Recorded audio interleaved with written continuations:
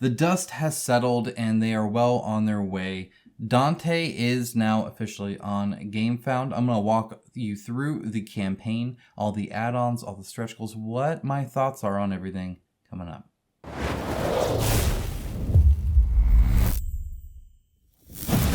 All right, now before I get into this, of course, a disclaimer. This game, Dante Inferno, is by Creative Game Studios. I have been doing some consulting with them when it comes to ideas and, you know, what do you think about this and what about that and stuff like that. So I've been working with them a lot, just kind of across the company-wide, and I have been paid for my services on that. So really, I'm being paid to critique, but if you wanted to know if that means anything to you when it comes to this video, there it is, right? That's the disclaimer right there, plain and simple. Now, let's go ahead and dive in.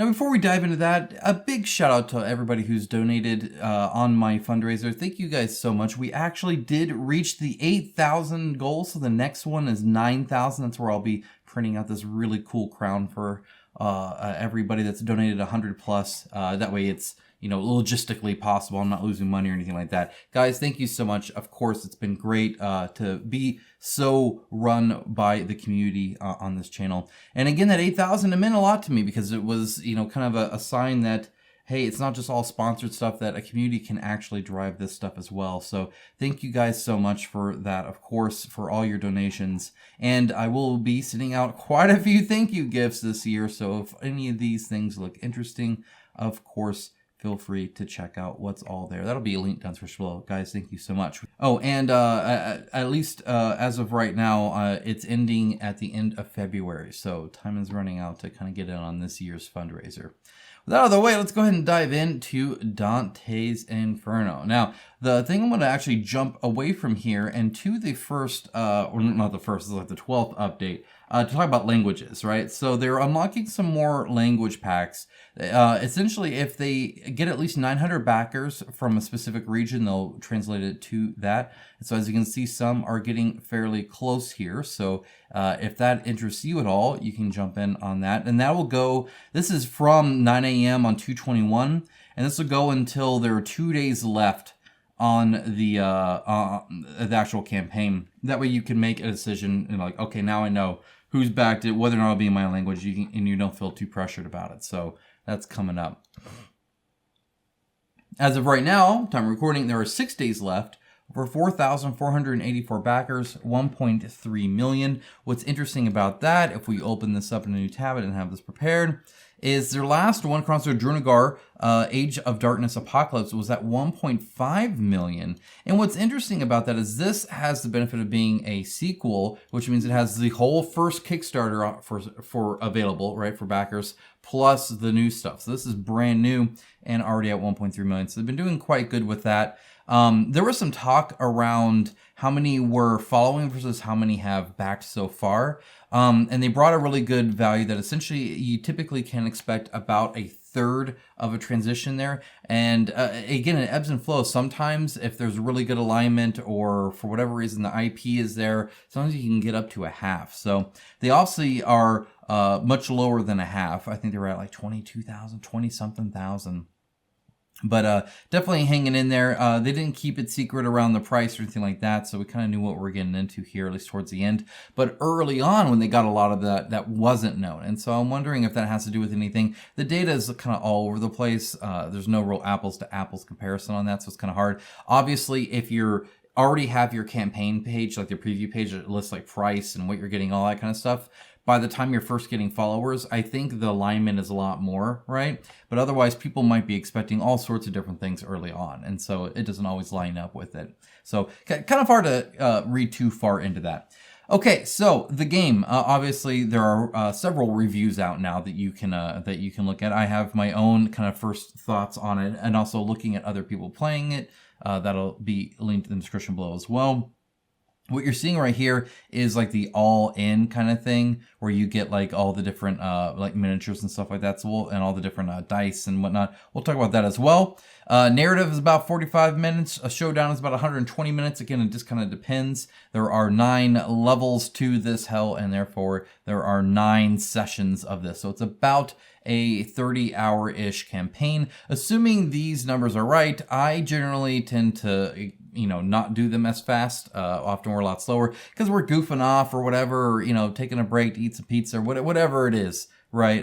Typically game night is a pretty chill night for us, so we're not like sitting there like trying to play real quick. But either way, about a 30-ish hour campaign with replayability. We'll talk about that a little bit as well. So why back now? You can get it cheaper. It says you can save up to 357 plus stretch goals. It then shows kind of in order going up, right? So the Explorer pledge is kind of like your base pledge. Now this is almost all of the gameplay. It is all of the story. So there's a few more different characters you can play, and those won't be included in here. But otherwise, this is pretty much the entire full game. So don't feel like there's a whole lot of FOMO in this other stuff. It does add things, we'll get to that, but for the most part, if you just want to experience Dante Inferno pretty much in its fullness, like 90% there, $99 will get that for you. One thing to note though, is while there's a lot here, of course, when it comes to game modes, we'll talk about what these expansions are, the Coliseum and the Charon's Ferry.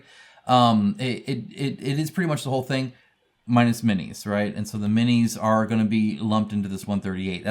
This is really, or sorry, not the 138's a save, $185. So about $185 gets you the full game with all the miniatures, including all the big ones as well. We'll go over the scale as well. And say the scale of this game is quite large. Like even the character minis are about 38 to 40 millimeters tall. So definitely large scale when it comes to that. Anyway, that's that. And then for the 400, this is the all-in premium edition. What this adds is actually 2 other character packs that you don't get otherwise. We'll go through that. But then also a whole ton of like fanciness. It just upgrades everything. It will again, there's a lot there. So it says you'll get it before retail stores. That you can obviously be part of the journey. They are very open to feedback from what I've seen. You do get some exclusives and stuff like that. And of course, you help unlock more of the language stuff, plus unlock stretch goals and whatnot as well. They do have stretch pay, can do up to 10 installments. That means if it's divided by 10, that's actually quite small. So if you're up for that, it means you're paying for 10 months, but it is a lot smaller, right? So here's the big one. This is the Eternal Pledge. We'll jump into that later. But it's about $39.90 a month. And again, that could be for 10 months. Let's jump in at the first one here, this Explorer Pledge. And this one, you're going to get the core box, right? And then you're going to get the Charon's Ferry and the Coliseum. Again, we'll jump through all of these as we scroll down. They actually spell it all out for us. Then the Crusader Pledge, the 185. What this adds is the character miniature pack. Now, this is kind of like the character miniature pack is more than just the characters. So again, we'll jump into that and show what that's all about. And then the all-in, I don't like, it just says it includes the all-in, which is kind of unintuitive. So we'll break that out later on. It would have been nice, I think, to list everything here, but whatever. So we'll go in and jump in on that. As you can see, stretch goals, they have 9 out of 11 revealed unlocked right now. They are doing different day ones.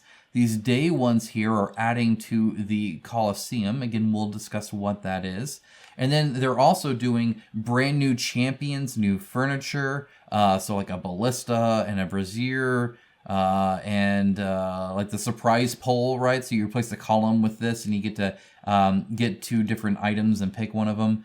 So again, you also get like a new outlaw and a new devotee, a new artist, right? So they're unlocking a new mercenary right there quite a bit when it comes to that as well.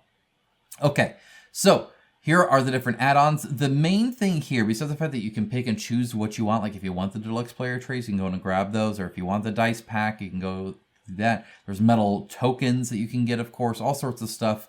The foreteller is never added onto any of those, even the all-in. This is extra. So this is an FYI, $15 gets the foreteller, professional voice acting, all that kind of stuff. The Dante Poet Champion, this was a 48-hour exclusive that's already passed. However, it is included in the all-in. That's what happens when you say all-in, it adds to be all-in. This Pristine Champion Pack and the Tainted Champion Pack are the 2 extra things that this all-in gets. Again, we'll kind of dive into what each one of those are. Okay, so as you can see here, right, this kind of breaks it down. So the only difference between the Crusader and the Explorer from the 99 to the 185 is the character miniature pack. Again, I don't think that's named very well. It pretty much adds all the boss minis and stuff like that too. So you go from standees, which they are quite nice standees if you got the Age of Apocalypse for Chronicles of Drunagar, then you kind of know what you can be expecting there when it comes to large standees and stuff like that, because some of these minis and some of these bosses are quite big. And then, of course, you get all of this stuff as well. Now, if you see here, all red is component. This is gameplay content. So technically, there is some gameplay content here in Eternal. But again, you could add that separately. So if you wanted, you could add the 33 plus the 33. So add $66 to the 185 and get all of the gameplay technically. But this is just alternate characters, and they're themed, tainted, and pristine. In other words, like super good and super bad, essentially versions of the core ones. Okay, so this core box content, this is obviously the core box. One of the big things here are the chapter boxes, and the fact that there is terrain trays. So unlike, Descent 3rd edition or something like that, you're not just like dumping it on the bottom or anything like that. It is quite organized. They have thought this through a lot when it comes to pretty much all of these, especially these chapter boxes. That's going to be quite nice for setup. Here they have the actual kind of characters and tells you a bit about them. There is a texture added to this, of course, so they're not actually made out of stone, but you can still kind of see it. It just makes the render kind of pop a bit more, which is why they do it. But just know that obviously the miniature won't look quite like that. It does mention the base is 25 millimeters, but again, they are about 38 to 40-ish millimeters high on a 25 millimeter base. So don't let the base confuse you on that too much. So you have the artist, you have the devotee, you have the mercenary, and you have the outlaw. Each of them have these unique maneuver cards that they kind of have, that only they have, and that's kind of that archetype that they're kind of fulfilling there. You get the champion boards, you get the circles of Inferno. Again, those chapter boxes are quite nice. You can see each one comes with some specific furniture sometimes, 1 to N miniatures depending on what you're doing there, a whole lot of different cards, and the whole kind of level of hell that you're in, right? The layer of hell right there. And so as you can see, there's Limbo, there's Lust. This is a cool miniature, by the way. There's Gluttony. That's also a cool miniature, I feel. And as you can see, they come with a whole bunch of extra guys and stuff sometimes too. You have the Avarice here. You have Wrath with these 3 here. And then you have Heresy with the Messiah here. You have Violence. You have Fraud. And then finally Treachery at the very end. Again, these are actually quite huge. We'll see that in a moment here. The game board, one of the big differences here is that it's double-sided, which means that you do that one, you flip it over, you do the other one. That really saves on table space. It doesn't mean that you're flipping over stuff, right? So you have to clear off like if you just fought a boss, you have to clear off the terrain, flip it over, and then start over and do that.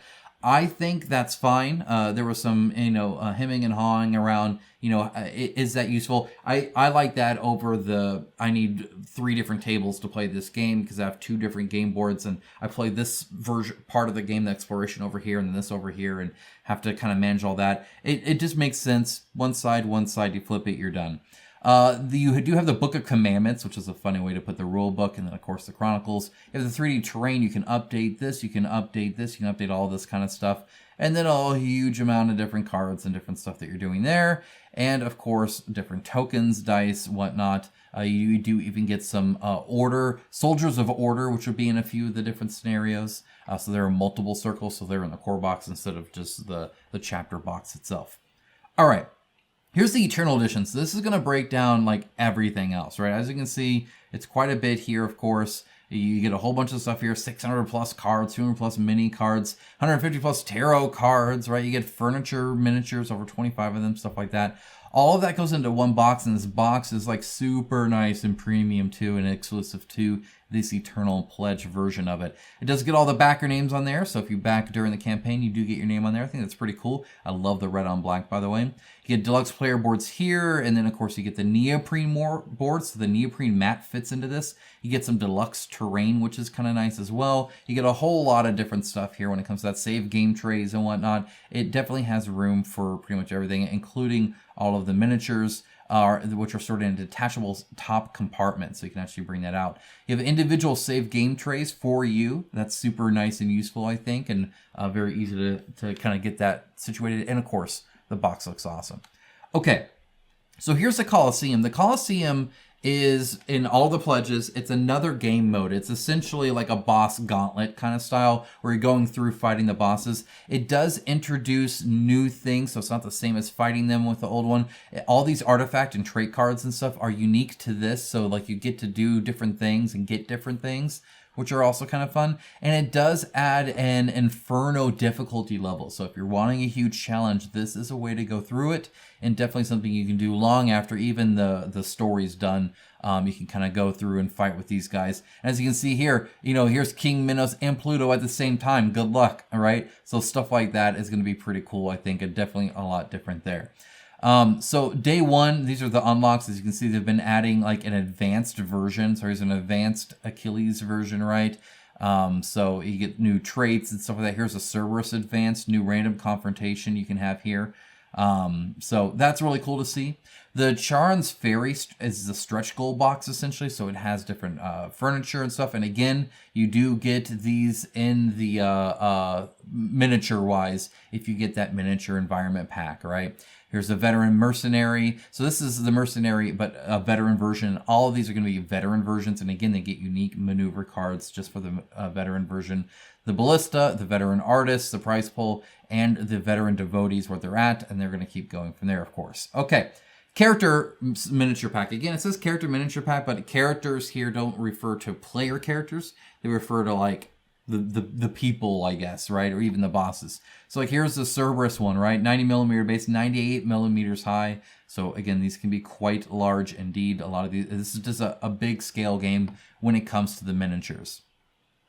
So here you get the 4 plus 3 other ones. We just saw those. Those are the veterans, right? So that's going to keep kind of going higher and higher. The bosses and minions, again, right now it's showing the base, but again, know that obviously these are different sized, even though they're on the same base size, right? So the height is a little bit different. That spear is another miniature, by the way, on that. You do get different gluttons and stuff like that as well, of course.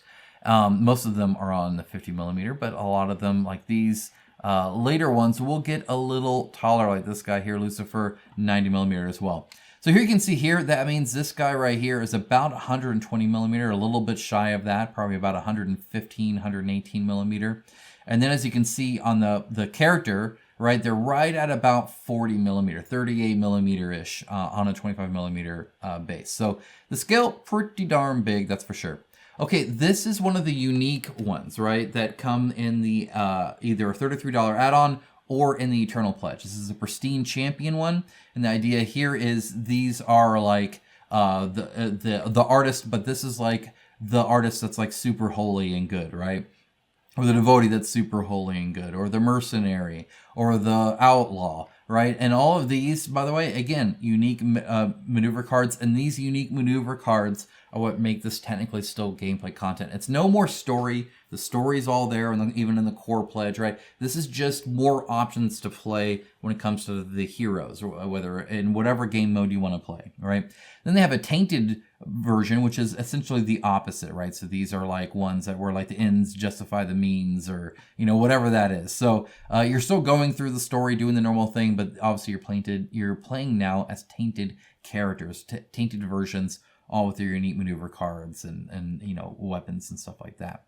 There's a foretelling narration. I already talked about that. And then the environment miniature pack. So this one, and again, you can get this as well, comes with stuff like the palisades, the chests, the stairs even, and the columns, which is really cool. Plus all the stuff like the surprise pull, the ballista, right, the braziers, all that.